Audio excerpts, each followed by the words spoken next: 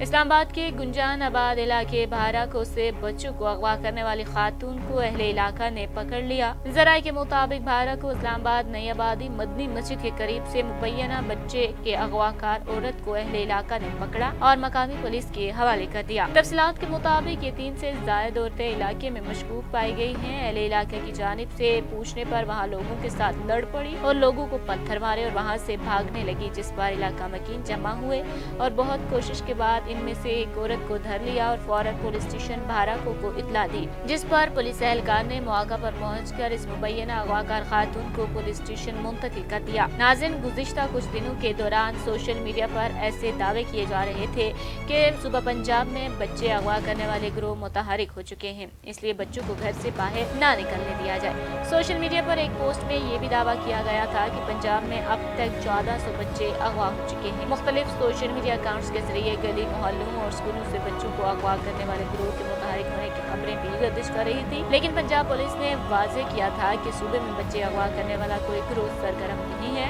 इसलिए आवाम में खौफ हरास फैलाने से गुरेज किया जाए। गली मोहल्लों और स्कूलों से बच्चों को अगवा करने वाले गिरोह के मुतहरिक होने के बारे में जो अफवाहें फैलाई जा रही हैं वो झूठी हैं, उनमें कोई भी सदाकत नहीं। आपसे गुजारिश है कि जिम्मेदार शहरी होने का सबूत दें और बिला तस्दीक ऐसी झूठी खबरें आगे न फैलाएं। लेकिन नाज़रीन, अब इस्लामाबाद के गुंजानाबाद इलाके बहराको से एक ऐसी ही खातून को गिरफ्तार किया गया है जो कि बच्चे अगवा करने वाले गिरोह के कारिंदे के शोबे में उसको गिरफ्तार किया गया है।